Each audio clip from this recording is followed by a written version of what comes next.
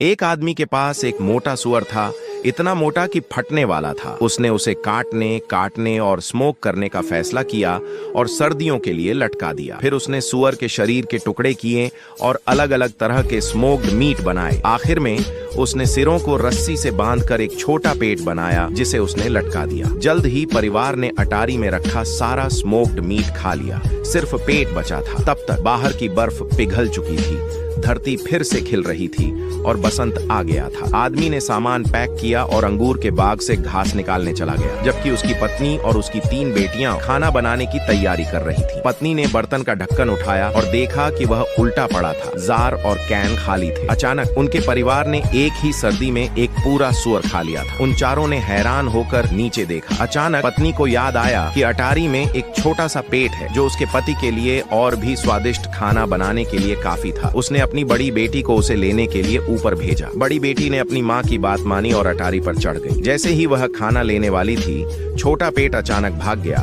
रस्सी खोल दी और कहा, पहले मैं तुम्हें खा जाऊं। फिर उसने एक ही घूंट में उसके ऊपरी शरीर को खा लिया और उसके कुछ कहने से पहले ही उसे खा गया। काफी देर बाद औरत ने देखा कि उसकी बेटी नीचे नहीं आई है और उसे कोई और आवाज नहीं सुनाई दी, इसलिए उसने अपनी दूसरी बेटी को उसे ढूंढने के लिए ऊपर भेजा। दूसरी बेटी अटारी पर चढ़ गई। बड़े पेट को देखकर उसके मुंह में पानी आ गया और अगले ही पल वह निगल गई और बाहर गिरा हुआ जूता खाना भी नहीं भूली। फिर औरत ने अपनी सबसे छोटी बेटी को खाना लेने के लिए ऊपर भेजा और छोटे पेट ने उसे अपनी 2 बड़ी बहनों की तरह निगल लिया। औरत को लगा कि कुछ गड़बड़ है और उसने गुस्से में एक स्टूल को लात मार दी। उसकी कोई भी बेटी नीचे क्यों नहीं आई? तो उसने खुद ऊपर जाकर देखने का फैसला किया कि क्या हो रहा है। औरत ने बड़ा सा छोटा पेट देखा और जैसे ही वह उसे लेने वाली थी, वह पल भर में निगल गया। खाने के बाद उसने औरत का नुकीला हेयर पिन थूक दिया और जल्द ही